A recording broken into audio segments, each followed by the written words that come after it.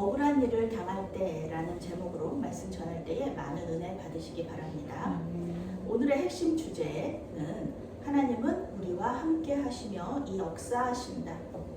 하나님은 우리와 함께 하시며 역사하신다입니다. 오늘 말씀 사도 바울이 예루살렘 교회에 3차 선교 여행의 성과를 보고하고 또 유대인 기독교인들과의 화해를 위해서 노력하는 그런 모습을 우리에게 보여주고 있습니다. 그러나 결국 사도 바울은 많은 사람들이 예언한 대로 성전에서 체포되어서 로마 군인들의 손에 넘겨지게 되었다라는 것이 오늘 말씀의 요약입니다.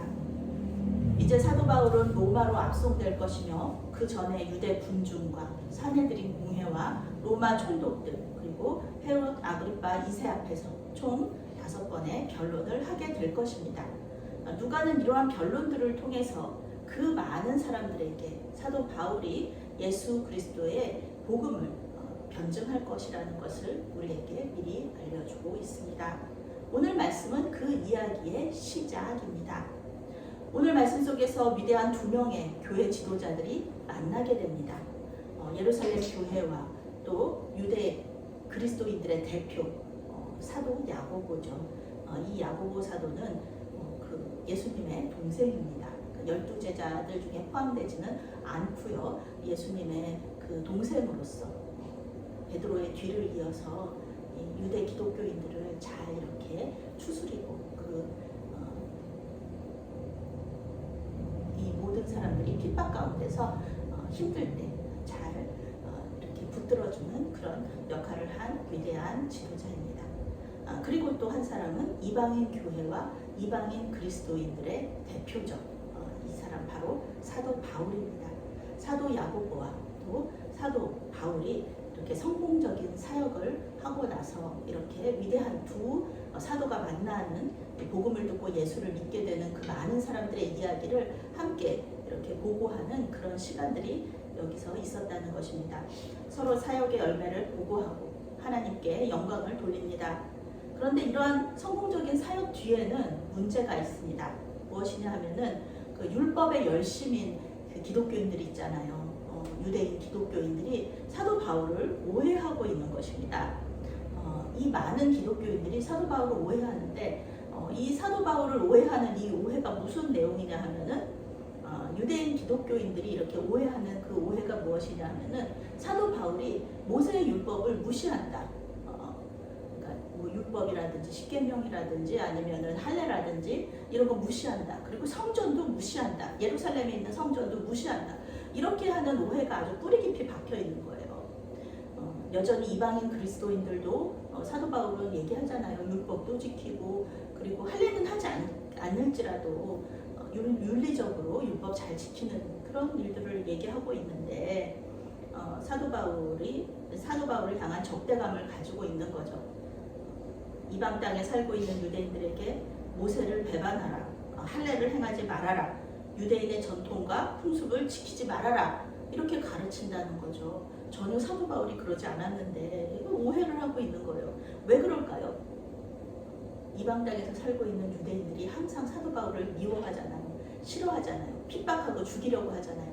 그들이 이방 땅에 살고 있는 유대인들이 절대로 사도 바울에 대해서 좋은 얘기를 하지 않기 때문에 그렇습니다. 사도 바울이 하는 행동들에 대해서 다 꼬투리를 잡고 이방인들에 대해서 너무 열려져 있는 이런 모습들을 한다고 얘기하는 거죠.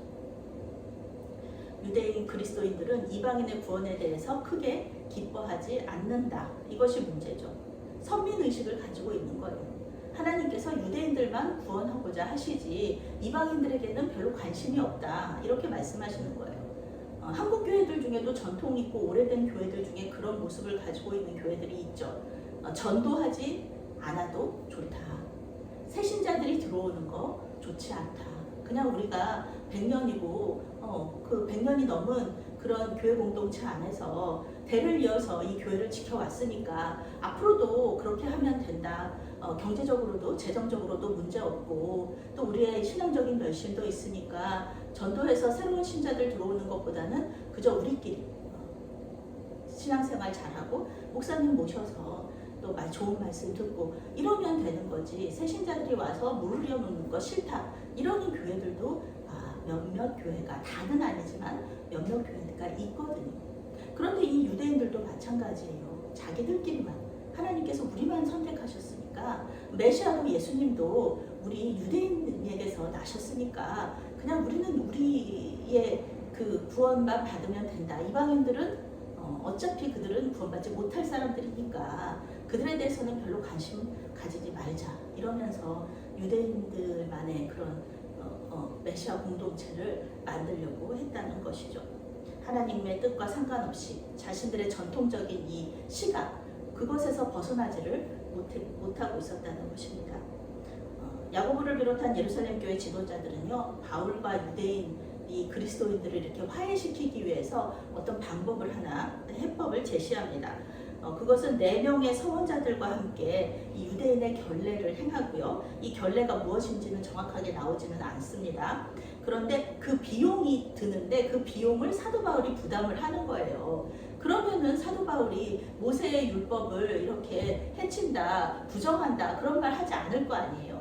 그래서 사도 바울이 모세의 율법을 존중하고 그 율법을 잘 지킨다는 것을 증명하기 위해서 이렇게 하기로 이 방법을 제시한 겁니다. 이건 유대인 이 교회 공동체에서 해법을 제시한 거예요.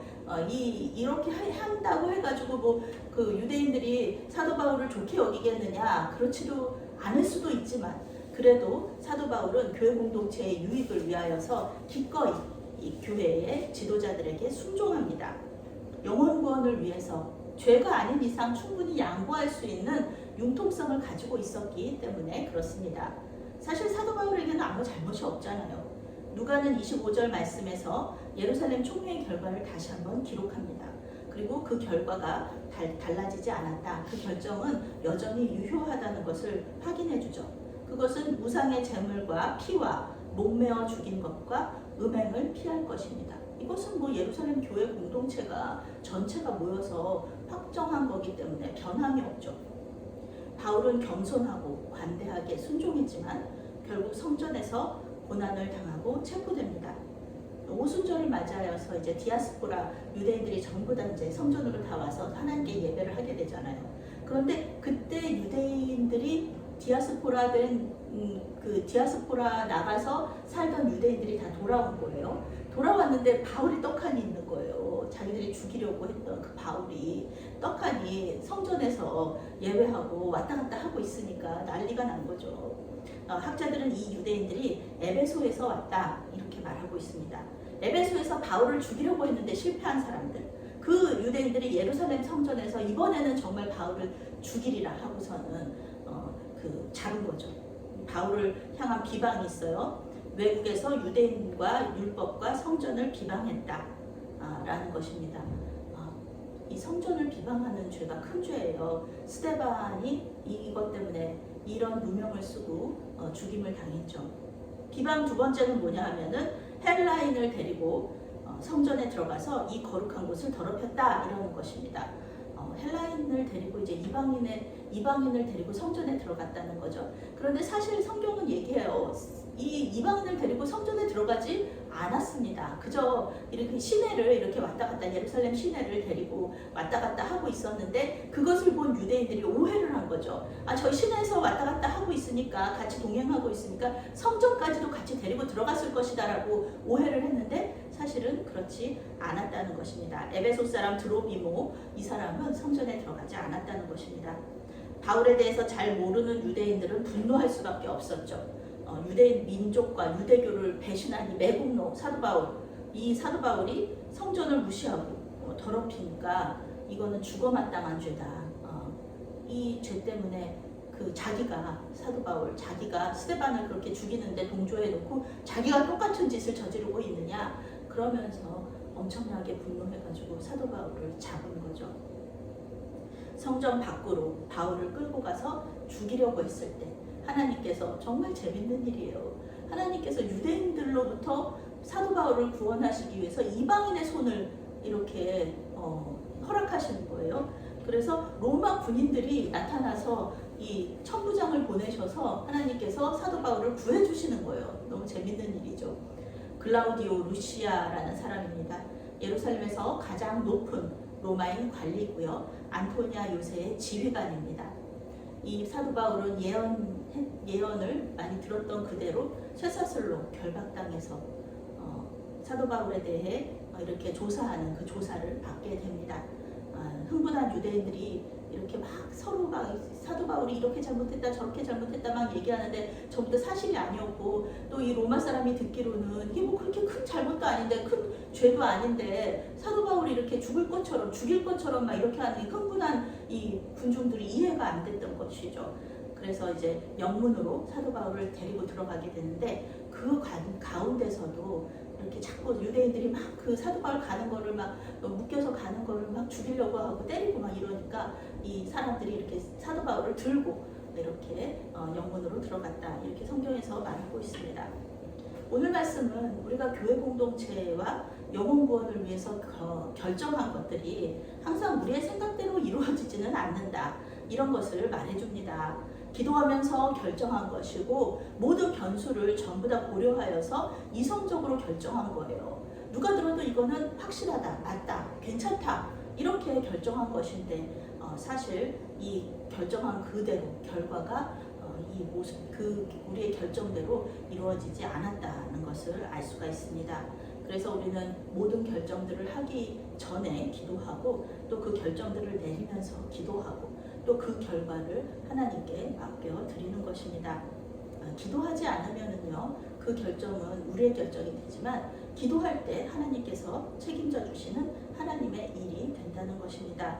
사도 바울과 예루살렘 교회는 어려움을 겪는 것처럼 보여요. 그 결정 잘못된 결정인 것처럼 보여요. 그렇지만 결국은 하나님께서 로마에 가서 사도 바울을 복음 전하게 하시려고 이 모든 일을 다 주관하고 계시다는 것, 이 모든 일을 허락하셨다는 것을 우리는 계속해서 앞으로 성경을 보면서 알 수가 있는 것입니다.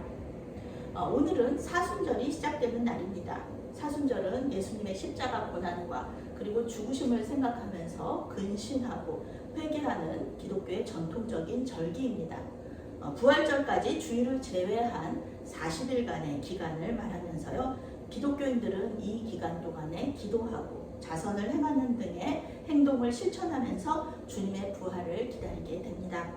특별히 사순절이 시작하는 오늘을 기독교 전통에서는 제의 수요일, 성회 수요일이라고 부릅니다.